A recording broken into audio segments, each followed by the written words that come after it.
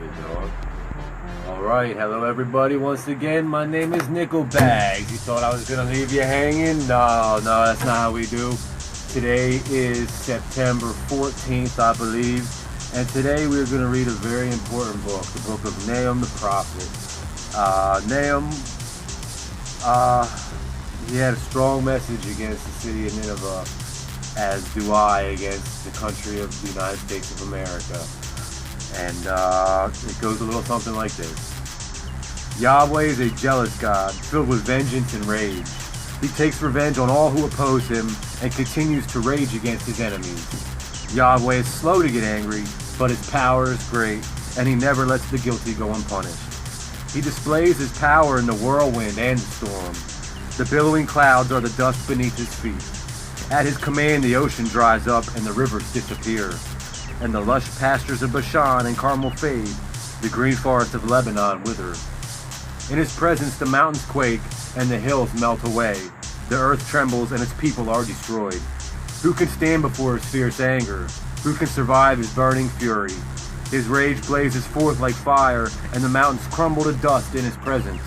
Yahweh is good, a strong refuge when trouble comes. He is close to those who trust in him, but he will sweep away his enemies in an overwhelming flood. He will pursue his foes into the darkness of night. Why are you scheming against Yahweh? He will destroy you with one blow. He won't need to strike twice. His enemies, tangled like thorn bushes and staggering like drunks, will be burned up like stubble in a field. Who is this wicked counselor of yours who plots evil against Yahweh? This is what Yahweh says. Though the Assyrians have many allies, they will be destroyed and disappear. O my people, I have punished you before, but I will not punish you again. Now I will break the yoke of bondage from your neck and tear off the chains of Assyrian oppression. And this is what Yahweh says concerning the Assyrians in Nineveh. You will have no more children to carry on your name. I will destroy all the idols in the temple of your gods. I am preparing a grave for you because you are despicable. Look, a messenger is coming over the mountains with good news. He is bringing a message of peace.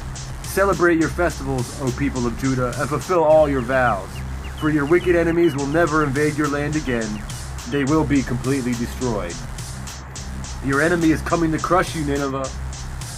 Man the ramparts, watch the roads, prepare your defenses, call out your forces. Even though the destroyer has destroyed Judah, Yahweh will destroy its honor. Will restore its honor, Israel's vine has been stripped of branches, but he will restore its splendor. Shields flash red in the sunlight.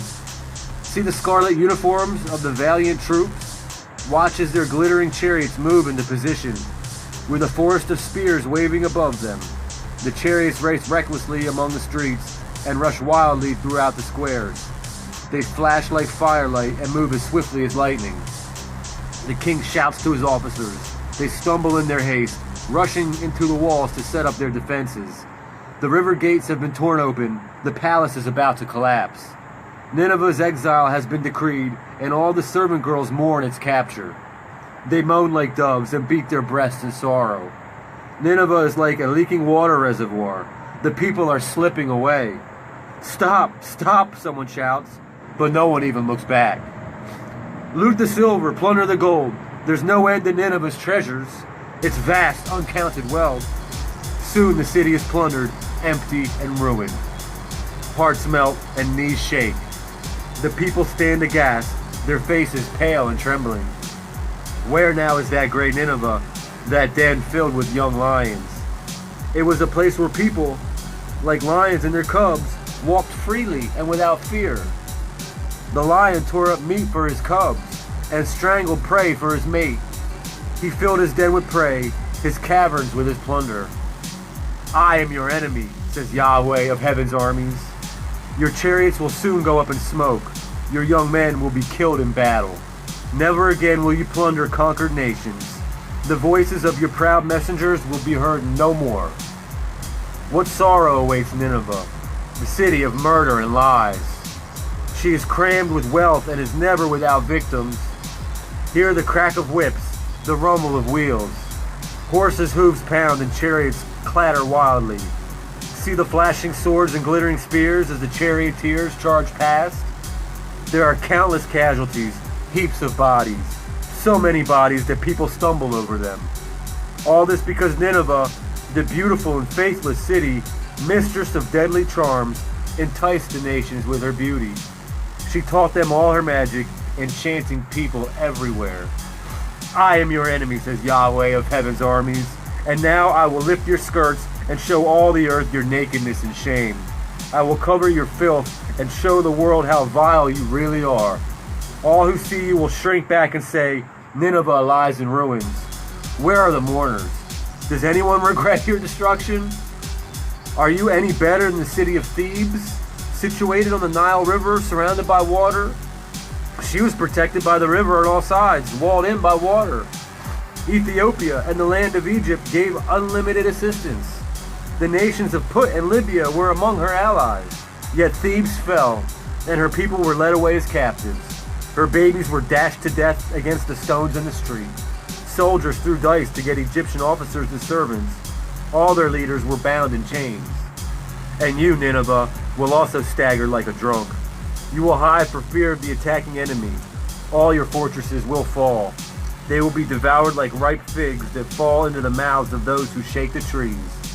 Your troops will be as weak and helpless as women. The gates of your land will be opened wide to the enemy and set on fire and burn. Get ready for the siege. Store up water. Strengthen the defenses.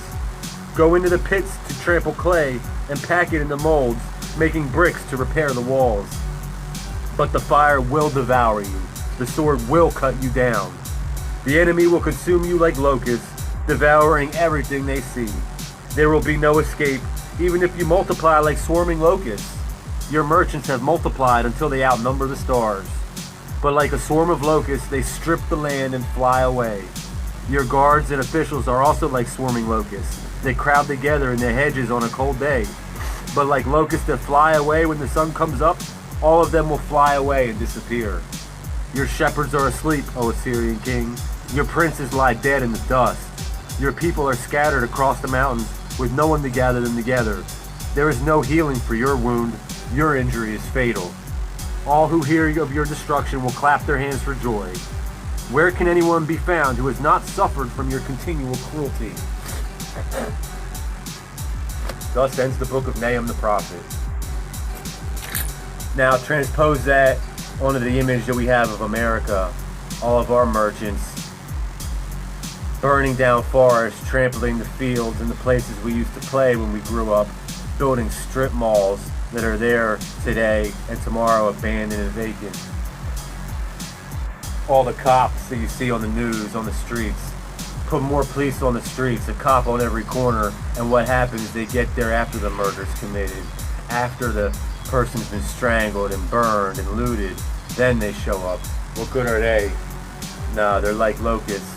And guess what? Just like locusts, just as decreed in the book of Revelation, Babylon is fallen, and it is the dwelling place of every unclean spirit, and it will burn in one day. Thanks for listening, and if you hear this and feel some type of way, now's the time to leave before it's too late. Got it.